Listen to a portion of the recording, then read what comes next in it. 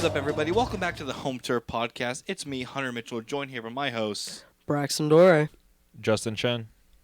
So we're going to ignore what happened yesterday and get onto the brighter side of A&M athletics right now, and that's the two teams with the sticks.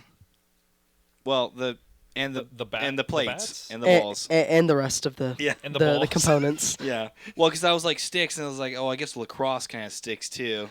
Yeah. And we have hockey, yeah, and we have I was hockey gonna say, like yeah. sticks. So There's too many sticks The now. wood? No, but no. Wait, hold on. there's a Pause. there's a That's on me. That's on me. there's a surprising amount of teams that have some sort of wooden instrument that they use. But in brighter news, baseball and softball are off to electric starts for sure. I think the team that really has stood out and surprised me. We talked about them as that softball team. Oh, They're serious. Trisha Ford got 9-0, something bro. brewing there. Yeah. They are serious, and we talked about making it out of that classic.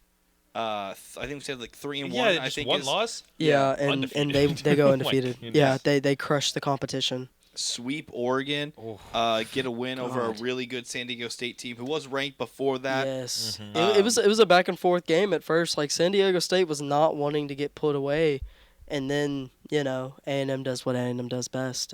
And that pitching was something serious. Wow, yeah. Honestly, then they almost lost it at the end of the game that I covered on Sunday.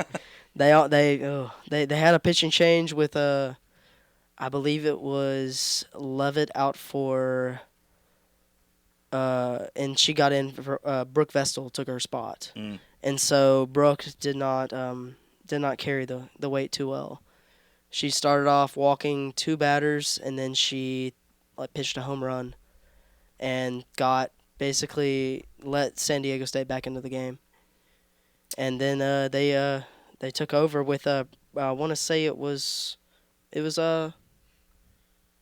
Kennedy. Yes, Kennedy took over because she had pitched previously on the Friday's game. Yeah, I mean, you look at the numbers for this pitching staff. You got 4 pitchers, and you got obviously SEC co-pitcher of the week. Emily Kennedy has she walks out 9 games, 4 wins, Absolutely deserving. 3 complete games, a 1.09 ERA, ridiculous. Levitt 1.34 ERA, 3 wins, 1 complete game. It's all coming together at a The very pitching is early pace, phenomenal. or early start. Yeah. Yeah, kind of like you talked about Braxton. I mean, the only real sore spot for that pitching staff right now is Vestal. 7.87. And I mean, ERA. everyone has their off Yeah, games. I Like mean- it's I wouldn't chalk it up to that's how she's going to perform Exactly. because she's definitely proven at her previous schools that she is a force. She is a force on the mound. It's not. Or, excuse me, circle. That's right. Yeah. I always catch myself with that because baseball. I'm always thinking it's a mound On the but bump. no, the bump. On the flat. But yes, no, their pitching is remarkable so far. And I think that's really been so complimentary for those bats too. I mean, Absolutely, you it can't. puts a lot of pressure off. Yeah, especially because you look at, Kennedy gets SEC co-pitcher of the week, then SEC co-player of the week, Allie Enright. I mean, 6.09 ERA, batting average, 9 games into the season, 14 Insane. hits, 3 home runs. And then, I mean, you go down Trinity Cannon's doing what Trinity Cannon does, 2 home runs, 421. I mean, the lineup there's so much you could say. It feels a lot like when we talked about softball last, how we were talking about the potential, and now they're living up to that potential. I mean, you get a pretty decent series come in. The Texas A&M Invitational coming up this weekend.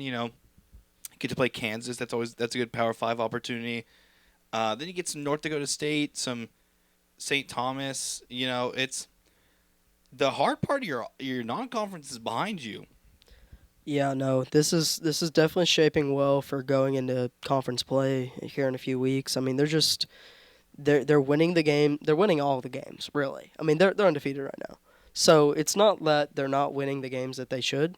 They're just winning them all. Yeah, they're And in great fashion too. Like the only close game was the San Diego State Sunday game. the rest weren't. Yeah, it's really it's nice to see that all that experience that we talked about really paying off to the caliber it is. I mean, there is right now there's 5 SEC schools that are undefeated currently, and A&M sits above, right in there with them. And I mean, and those schools are some of the best in the country.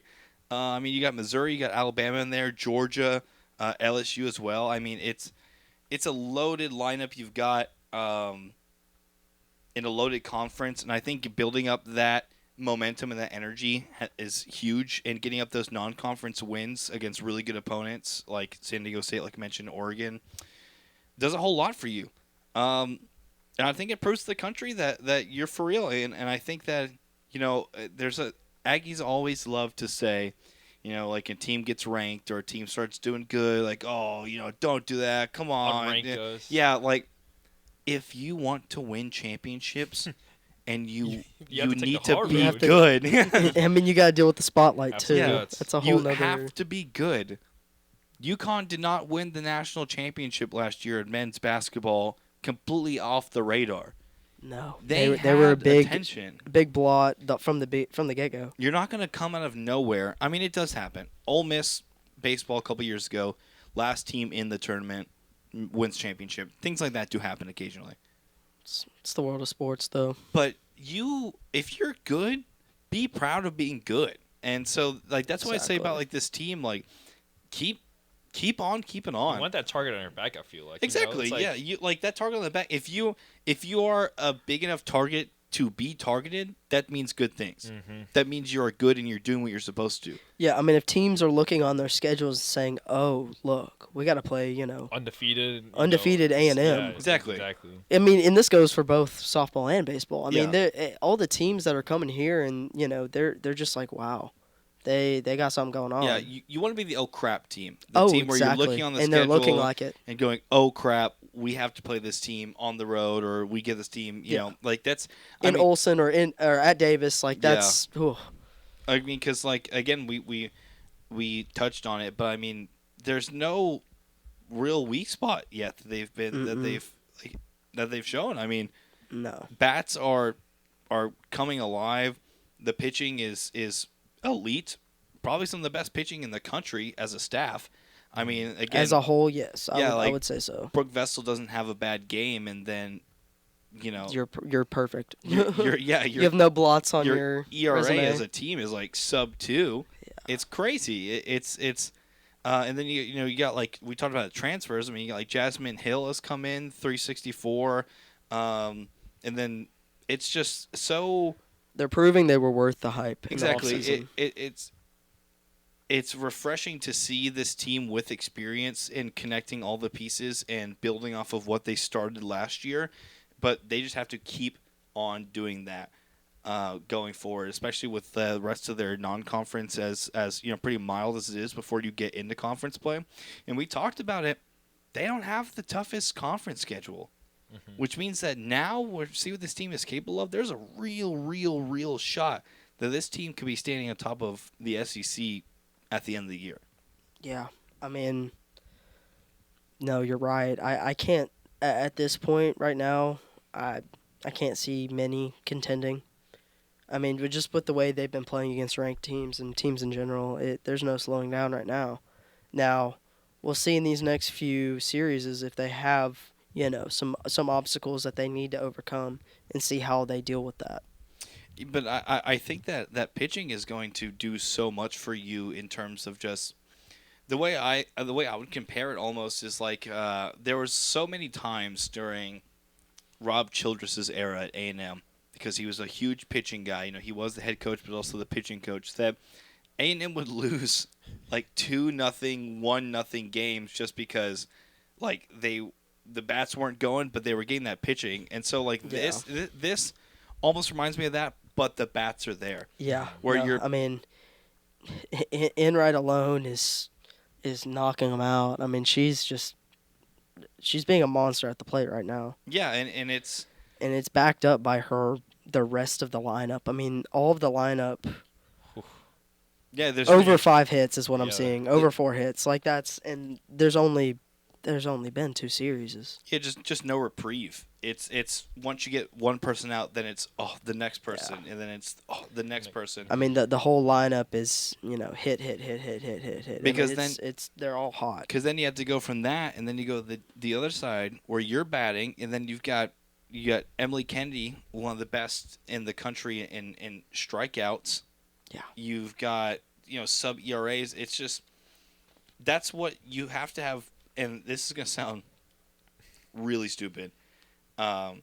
But you need offense and defense to win championships. Boy, yeah. And I hate to hate on the defense wins championship, folks. Great analysis. I know it's not so dumb, tier, but I mean, tier. so many good teams you look at, and you'll say, "Oh, they're really good They're defensively." one-sided, yeah. Oh, they're Yeah. really good offensively. One side, you don't see a one-sided team The- win a championship. The best team I can think of right now is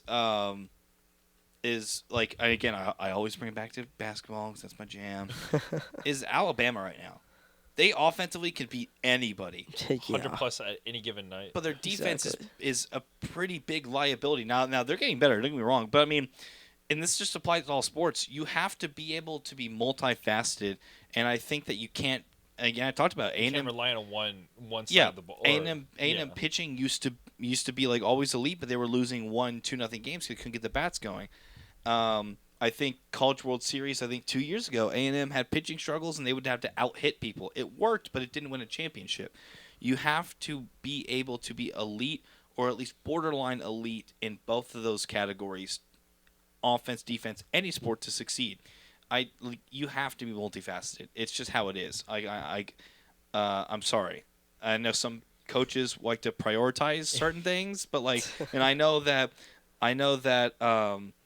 Trisha Ford has a pitching background, but obviously showing that that's not A&M is not just going to be pitching. It's not just going to be getting strikeouts. The bats are really exceeding expectations. Mm-hmm.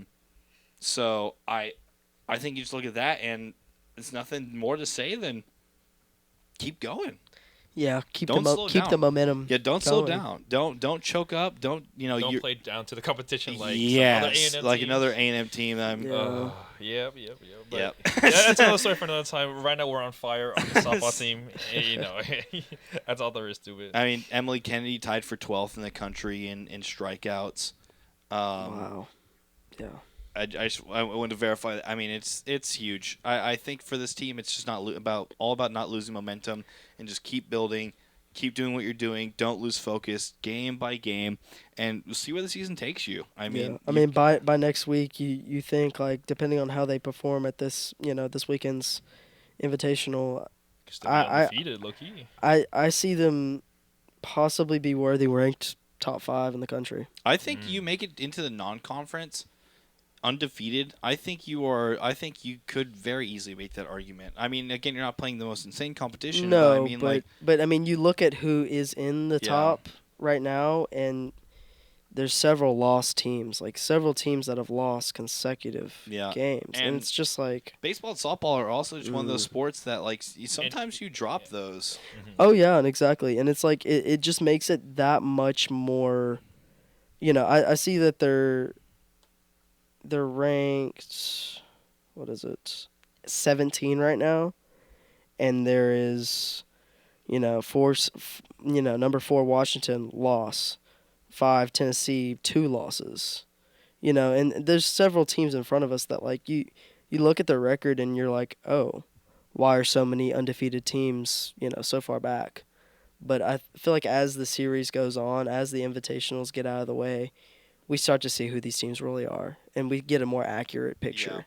And we talked about Davis Diamond being a hosting spot. I think if Davis Diamond hosts, that's going to be electric. I think that's going to be an amazing atmosphere. I mean, an they amazing draw a environment. crowd. I mean, Yeah. they do. I love going to the games. I mean, they're the crowd's into it. The bullpen's chanting the whole time, getting the crowd into it. It's unlike baseball in a lot of ways, but they bring their own fire. Yeah, and I think that it's just not getting. Our job is to be the guys who look ahead, to be the guys who are looking at ahead in the future. But Make crazy predictions. Yeah, their job is to stay grounded and take it one game at a time.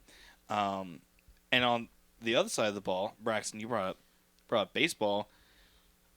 I mean, it's same story, different field, almost. Yeah, Like, I mean, Long number ass number gap. 8 in Yeah. the country right now.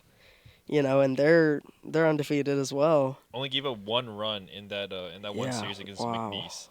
Granted, And don't get me wrong, McNeese is they've had better years, but McNeese is not a bad baseball school. They're Yeah. always they're always around.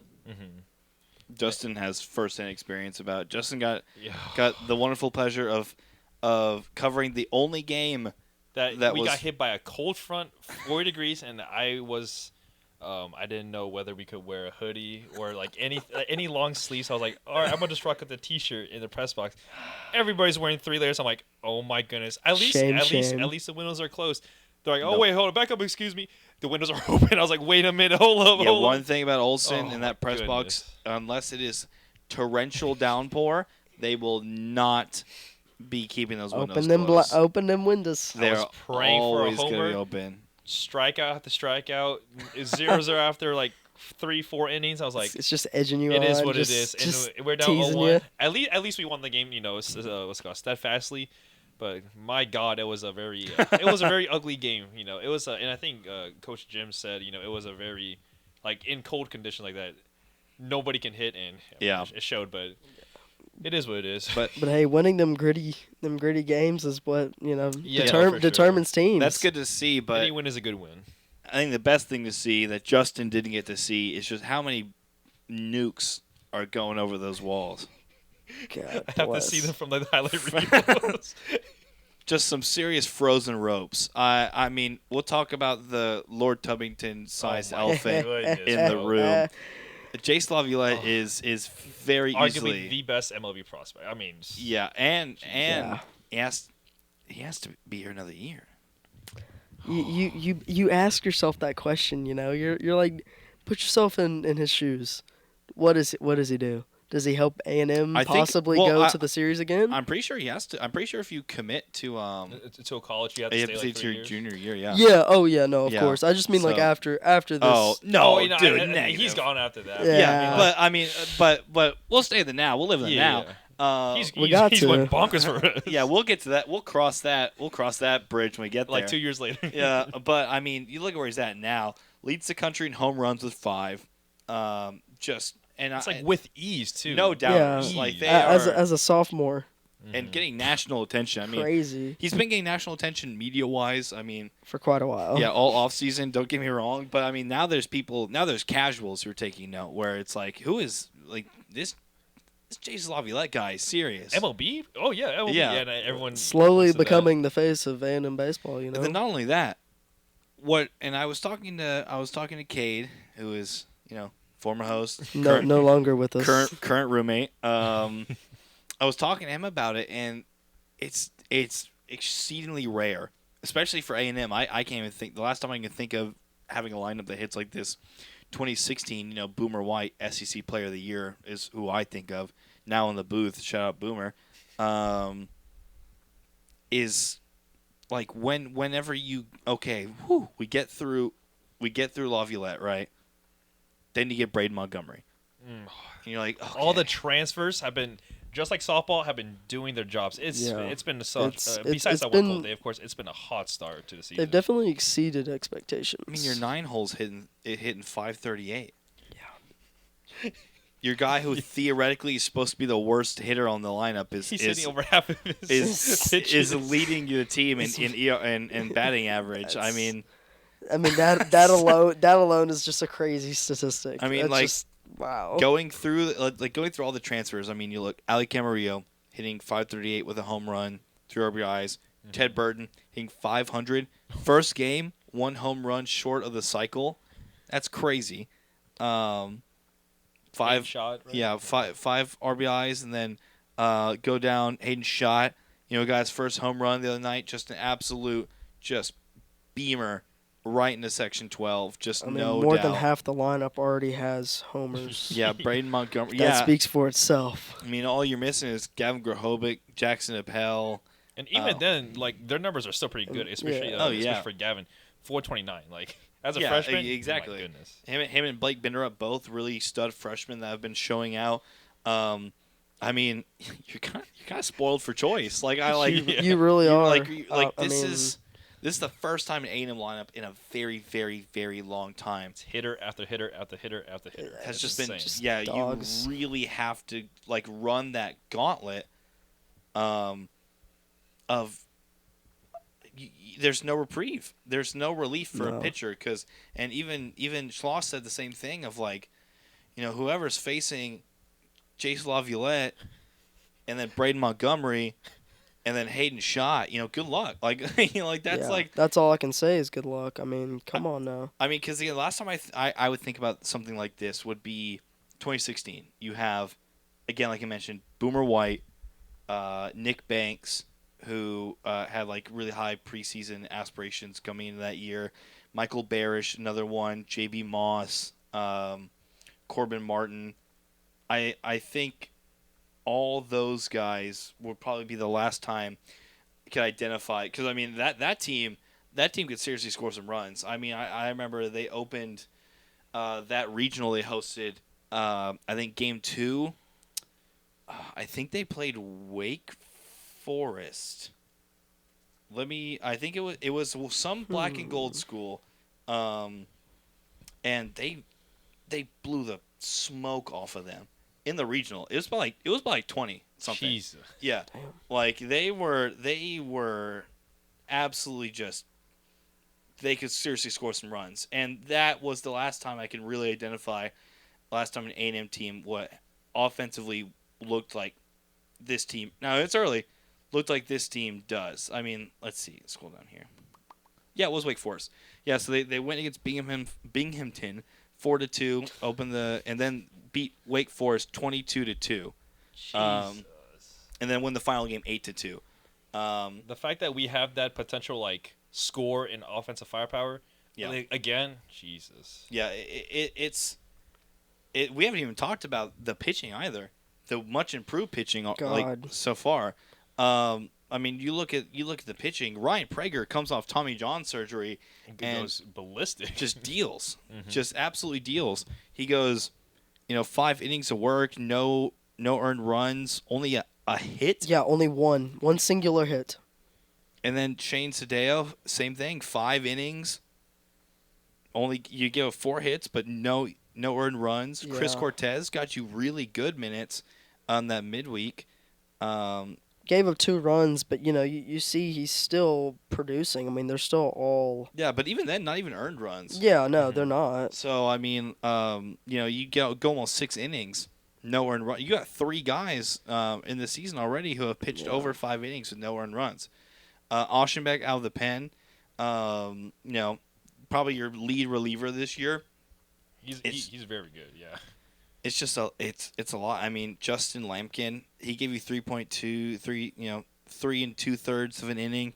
Had a little bit of struggles with some walks there, but I mean, he's still clutched up. Like, Yeah. I remember like twice the bases were loaded in in that Saturday game, got out of it. and he still got out of it. I think it was him and Oschenbeck, but like still the first time stopping that all the momentum is huge. So, as long as you're able to rebound, then And that's good. that also comes with experience. I mean, this guy, he, last year he definitely like had his coming into age moment where he was, he got put in the playoffs and pitched fairly well, and he helped lead our team to a few more wins. But it's just like, these guys are just they're all relative. I mean, they're relatively young. You got Lampkin as a sophomore, and it's just like they're all pitching great right now. They're all doing what they need to do. Yeah, Max Wiener has come in and really kind of revitalized that pitching staff already. Again, it's early, but you get. Hold on, I gotta hear it. I've heard so many different pronunciations. It's gonna play. It's not gonna play. Oh, wait, for who? Zane Oh, Badmaiv. Bade. Badmaiv. Bad Mave. Bad Mave? Bad Mave, I think. Badmaiv? I think it's Bad Mave that I heard on Saturday. That's That's a tough name. that's That's hard. tough. I was Bad trying to. name. They have the ear thing next to his roster thing. I was gonna play it out here. I said it, but they didn't want to cooperate. But he's a flamethrower.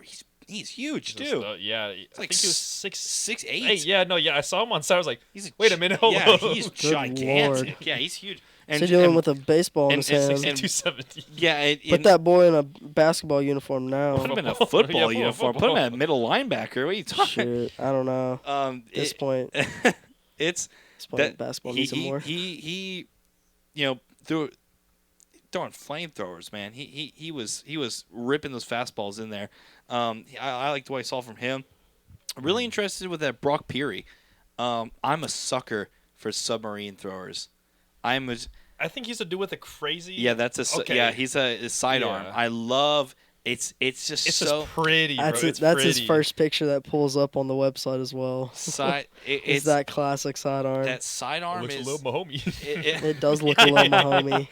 it's It so really does. it's so I'll say it. I threw sidearm when I pitched. Uh-huh. I was a So you just like it? I was a lefty. Little biased, are we? I was a lefty sidearm guy. I had like a little sinker because I couldn't throw like a heated fastball because I also couldn't find the zone for beans. But I couldn't find the zone throwing normal either, so I was better sidearm. And it was also like, oh, he's a lefty, make him sidearm. He's gonna throw everybody off. But Max, if you hear this, we have another pitcher in the making. yeah, put me in. Put me in, I'll be the guy coach. no one expects. I'll be a The location true 12th guy. man. The You're true gonna fly down from the 12th press man. box. Absolutely. I'd be getting hit 450 center field every single pitch if it gets anywhere near where they can hit it. Jim wouldn't think twice about taking your butt out. No, he wouldn't think twice about Letting you considering get in. me go anywhere near a baseball. He probably wouldn't True. even let me wash them. Won't let you in the He facility. wouldn't even give me a uniform. But Banned. yeah, It's like funny. I love that sidearm, and I think sidearms that locate. Again, I don't know. That's maybe before y'all's time, but there was a guy pitched for A&M with Childress named Nolan Hoffman. He was crazy. That sounds very And I familiar. mean crazy. He was actually crazy.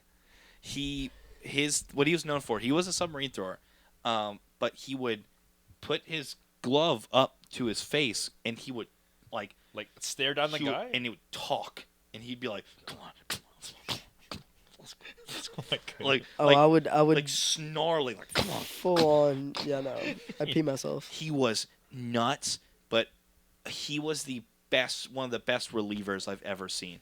He was a closer who would slam doors in games.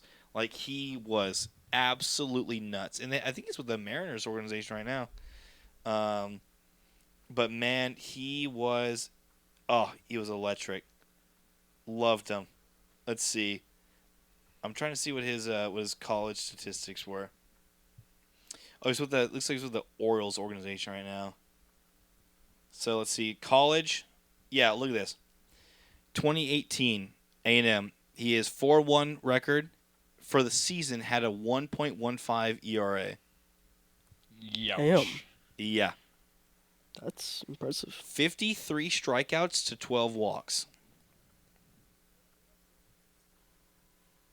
He was a dog. That's a bit of a side tangent. Sorry, I love getting historical stuff, but Little tidbit I was trying to information find for it on the y'all. website. but Historical facts. if like sidearms, love sidearms. If Perry could be even half of what Nolan Hoffman was as a sidearm submariner, that's that. Our pitcher stuff would be like Yeah. loaded. That's just like again on the you talked about both offense and defense for any sport. Yeah. and we're seeing it both again Exactly. softball and now we see it in baseball. It's just Again, I'm hoping we keep this momentum, of course. Yeah, exactly. I mean, like, to be fair, like this is all thrown in with a grain of salt. You're playing in the best conference in the entire country, in the best division in the entire country, and you're playing like top 10 teams every weekend when you get to conference play. Oh yeah, there's no guarantees in this, especially in this conference. So I think a good early evaluator will be that Globe Life, how they do against, Arizona State, USC, how they do against other Power 5 schools. I Yeah. think you make it out of there. We'll play You're- UC. Yeah, you're playing pretty comfortable. So I think it's just not getting ahead of yourself, much like softball. But I mean, also being optimistic and being excited about what excitement brings people in to watch you. Excitement, is contagious. You get motivated, you get confident. And this team should be confident. I mean, the way they're playing. I mean, that opening day was the best. That was the Jesus. best opening day you could ask for. If yeah, you're the that was Aggies. everything Sloss wanted. Yeah. Everyone's like first bat was a home run. Essentially. Yeah, Braden Montgomery Yeah, first that at was- bat just ripped it. That was absolutely beautiful. So I mean, you just gotta be optimistic about it. Now again, it's all grain of salt. You've got Wagner coming up, which not really known powerhouse in Wagner. Yeah, no. So like you Then you can't. got Lamar Cardinals. Yeah. Followed up on Tuesday. Braxton's Shout out to the hometown. Braxton's dream school. He couldn't get in there, Oh, so I they- wouldn't go that far. they denied him. I'm here at my dream school now. He's in a very small community college. That was, named Texas A&M. That was where I was got threatened to go if I didn't keep up my grades and do the good things good students do. Oh man, that's funny. No disrespect to Lamar, I'm sure. No, no disrespect. I got family that've been there. Little bit of history in the baseball program as well. But Threatening to go to Lamar.